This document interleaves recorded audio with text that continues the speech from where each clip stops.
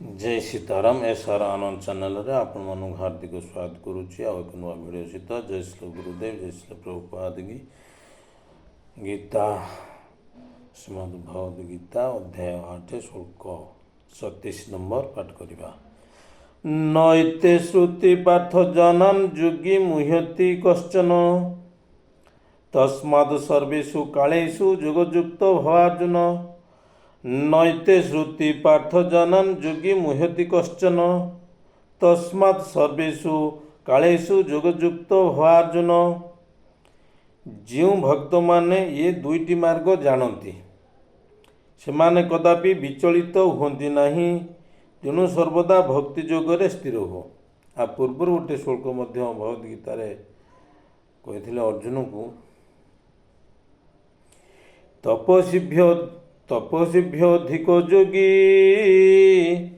ज्ञानिभ्योऽपि मतोधिक कर्मिभ्यधिक चा योगी तस्माद् योगी भवार्जुन। ये पुणी से श्लोकटी कौन कहले तस्मात् कालेषु सर्वेषु योगयुक्त भवार्जुन। हे अर्जुन तुम जड़े योगी हो, तेणु हे अर्जुन तुम जड़े योगी हो। तेणु आज श्लोक आमर पूर्वर जो कहबार अच्छी जो भक्त माने दुईटी मार्ग जानती कौ मार्ग दुईटी जानती कहला अग्निज्योतिरः शुक्ल षण्मसा उत्तरायणम तत्र प्रत्यया गच्छन्ति ब्रह्म ब्रह्म तत्र प्रयता गच्छन्ति ब्रह्म ब्रह्म विद्यो जाना। यहाँ कहले कौन ना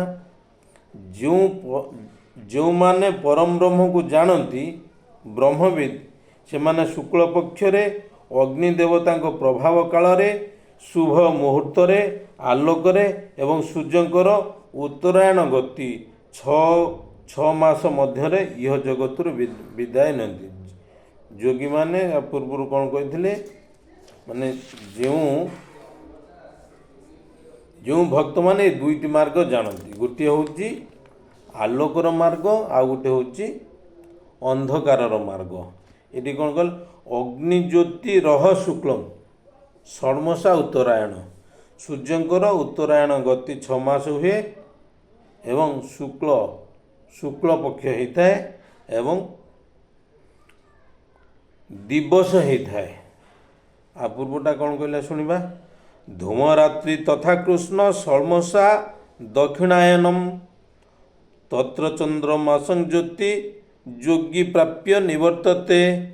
किंतु जो योगी धूमरात्रि अर्थात धूम अर्थात अंधाकार बा रात्रि रे कृष्ण पक्ष होइथिबो किंबा सूर्यंकर दक्षिणायन गति काल रे इहलोक त्याग करे किंबा से चंद्रलोक इहलोक त्याग करे किंबा जे चंद्रलोक को प्राप्त हुए से प्रत्यावर्तन करे।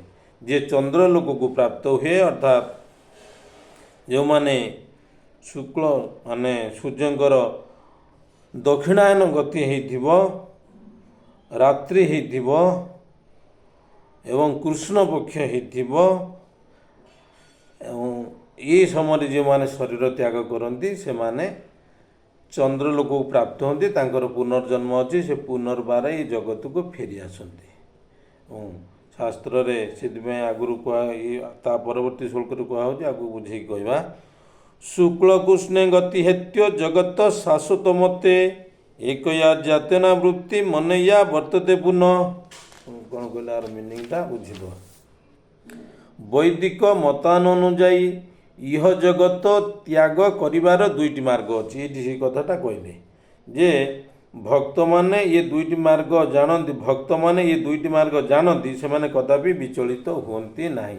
ये दुईटी मार्ग है जो माने शरीर त्याग करके जाती सूर्यंकर उत्तरायण गति एवं दक्षिणायन गति रे शरीर त्याग करथिले को गति रे दक्षिणायन गति रे शरीर त्याग करथिले तांकर ये भौतिक जगत को आसीबार संभावना अच्छी एवं जो माने उत्तरायण गति रे शरीर त्याग करिथांती से माने ये भौतिक जगत को आउ फेरती नहीं କିନ୍ତୁ ଭକ୍ତ କଥା ଏଠି କୁହାଗଲା ଯିଏ ଯେଉଁ ଭକ୍ତ ତସ୍ମାତ୍ ଯୋଗୀ ଭାବାର୍ଜୁନ ଅର୍ଜୁନ କହିଲେ ହେ ଅର୍ଜୁନ ତମେ ଜଣେ ଯୋଗୀ ହୁଅ ଜଣେ ଭକ୍ତ ହୁଅ।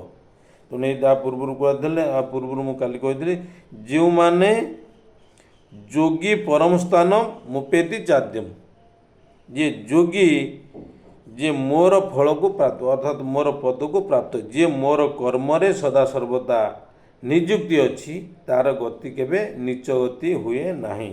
ଏଇଟା ପଢ଼ିବା ସେ ପୂର୍ବର ବୈଦିକ ମତ ଅନୁଯାୟୀ ଇହ ଜଗତ ତ୍ୟାଗ କରିବାର ଦୁଇଟି ମାର୍ଗ ଅଛି। ଗୋଟିଏ ହେଉଛି ଆଲୋକ ଆଉ ଗୋଟିଏ ହେଉଛି ଅନ୍ଧକାର। ତେଣୁ ଯେତେବେଳେ ବ୍ୟକ୍ତି ଆଲୋକରେ ଇହଲୋକ ତ୍ୟାଗ କରେ ସିଏ ଆଉ ପ୍ରତ୍ୟାବର୍ତ୍ତନ କରେ ନାହିଁ। ସୂର୍ଯ୍ୟଙ୍କର ଦକ୍ଷିଣାନୁଗତି ହେଇଥିବ, ଦିବସ ହେଇଥିବ, ଶୁକ୍ଳପକ୍ଷ ହେଇଥିବ, ଏସବୁ କଥାକୁ ବିଚାର କରାଯାଏ। ସେ ଆଉ ପ୍ରତ୍ୟାବର୍ତ୍ତନ କରେ ନାହିଁ। କିନ୍ତୁ ଯେତେବେଳେ ବ୍ୟକ୍ତି ଅନ୍ଧକାରରେ ଇହଲୋକ ତ୍ୟାଗ କରେ ସେ ପ୍ରତ୍ୟାବର୍ତ୍ତନ କରେ। ଯେତେବେଳେ ବ୍ୟକ୍ତି ରାତିରେ ଶରୀର ତ୍ୟାଗ କରିବ, କୃଷ୍ଣ ପକ୍ଷ ହେଇଥିବ, ରାତ୍ରି ହେଇଥିବ, ସୂର୍ଯ୍ୟଙ୍କର ଦକ୍ଷିଣାୟନ ଗତି ହେଇଥିବ, ଯଦି ବିଚାର କରିବା ଆମର ଗୌରମନୁ ପ୍ରଭୁ ଏଇଟା ଚାଲିଥିଲା ପ୍ରାୟ ଏବେ ଯେଉଁ ଗଲେ ପ୍ରାୟ ସେଇଟା ସୂର୍ଯ୍ୟଙ୍କର ଦକ୍ଷିଣାୟନ ଗତି ଅଛି, ସନ୍ଧ୍ୟା ସମୟ ଅଛି ଏବଂ ଅନ୍ଧକାର ରାତି ଥିଲା। ଶୁକ୍ଳପକ୍ଷ ନାହିଁ ତ କୃଷ୍ଣ ପକ୍ଷ ଥିଲା ବି କ'ଣ ଦେଖିବା ବିଚାର କରିବା କେଉଁ ଗତିରେ ଯାଇଥିଲେ। କିନ୍ତୁ ତାଙ୍କର ପ୍ରତ୍ୟାବର୍ତ୍ତନ କରିବାର ସମ୍ଭାବନା ଅଛି। ଏଇଠି କ୍ୱେଶ୍ଚିନ୍ ଆସୁଛି, ଆପଣମାନେ ଶୁଣିବେ ଯେଉଁ ଭିଡ଼ିଓଟାକୁ ଶୁଣୁଥିବେ ତାହେଲେ ମୋତେ କମେଣ୍ଟ କରିକି ଜଣେଇବେ। ତେଣୁ ଏଇଠି ଯଦି ଏଇ କଥାଟା କୁହାଯିବ ତାହେଲେ ଯେଉଁମାନେ ଭକ୍ତି ଯୋଗ ନୈତେ ଶ୍ରୁତି ଜାନାନୁପାତ ଯେଉଁ ଭକ୍ତ ଏଇ ଦୁଇଟି ମାର୍ଗକୁ ଜାଣନ୍ତି, ସୂର୍ଯ୍ୟଙ୍କର ଉତ୍ତରାୟଣ ଦକ୍ଷିଣାୟନ ଗତିକୁ ଜାଣନ୍ତି, ସେ ଭକ୍ତ ବିଚଳିତ ହୁଏ ନାହିଁ। କାରଣ ସେ ସର୍ବଦା ଭକ୍ତି ଯୋଗରେ ସ୍ଥିର ଅଛି। ସେ ଭକ୍ତି ଯୋଗରେ ସେବାରତ କରୁଥିଲେ, ଗୁରୁପାଦ ଆଶ୍ରୟ ଗ୍ରହଣ କରିଛନ୍ତି ଏବଂ ଭଗବାନଙ୍କୁ ଦର୍ଶନ କରୁଛନ୍ତି, ନାମ ଶ୍ରବଣ କରୁଛନ୍ତି ଏବଂ କୀର୍ତ୍ତନ କରୁଛନ୍ତି। ହାତରେ ହାତ ଦେଇ ଯଦିଓ ସେ ସମୟରେ ଶରୀର କାର୍ଯ୍ୟକ୍ଷମ ନାହିଁ ତଥାପି ସେ ମାନସିକ ସେଠି ଶାରୀରିକ ବଳ ଆସୁନି, ମାନସିକ ବଳ ସେ ପ୍ରୟୋଗ କରୁଛନ୍ତି। ମାନସିକ ଶକ୍ତିରେ ସେ ଧୀରେ ଧୀରେ ତାଳି ମାରିବାକୁ ଚେଷ୍ଟା କରୁଛନ୍ତି, କୀର୍ତ୍ତନ ଶୁଣୁଛନ୍ତି। ତେଣୁ ଏଇଠି ଯେଉଁମାନେ ଭକ୍ତ ନୁହନ୍ତି ସେମାନଙ୍କୁ ଅନୁରୋଧ ସେମାନେ ସଦାସର୍ବଦା ଭକ୍ତ ହେବାକୁ ଚେଷ୍ଟା କରନ୍ତୁ।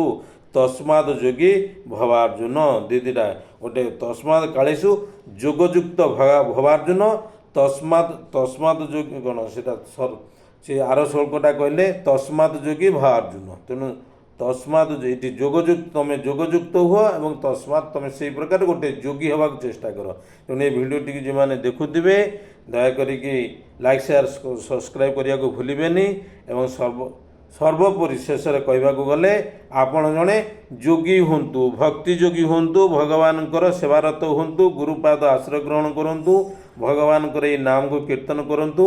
ହରେ କୃଷ୍ଣ କୃଷ୍ଣ କୃଷ୍ଣ ହରେ ହରେ, ହରେ ରାମ ରାମ ରାମ ହରେ ହରେ। ଯୋଗୀ ପରମ ସ୍ଥାନ ମୁପେତି ଚାଦ୍ୟମ ଯୋଗୀ ସେ ପରମ ପଦକୁ ପ୍ରାପ୍ତ ହେବ କାରଣ ସେ ଭକ୍ତି ଯୋଗରେ ସେବାରତ ଅଛି ଏବଂ ସେ ଭକ୍ତି ଯୋଗକୁ ଆଶ୍ରୟ ଗ୍ରହଣ କରୁଛନ୍ତି। ତାଙ୍କର ଗତି କେବେ ହେଲେ ନୀଚ ଗତି ହେବ ନାହିଁ। ଆମର ଶାସ୍ତ୍ର ଅନୁସାରେ ଯାହା କହିଛନ୍ତି ଠିକ୍ କଥା କହିଛନ୍ତି। ତେଣୁ ସୂର୍ଯ୍ୟଙ୍କର ଦକ୍ଷିଣାୟନ ଉତ୍ତରାୟଣ ଗତି, ତେଣୁ ଏ ଦୁଇଟି ଗତିକୁ ଭକ୍ତ କେୟାର କରେ ନାହିଁ। କାରଣ ମୁଁ ଭଗବାନଙ୍କର ସେବାରତ ଅଛି, ଗୁରୁପାଦ ଗ୍ରହଣ କରୁଛି, ମୁଁ ନିଶ୍ଚିତ ଭାବରେ ଭଗବତ ଧାମକୁ ଯିବି।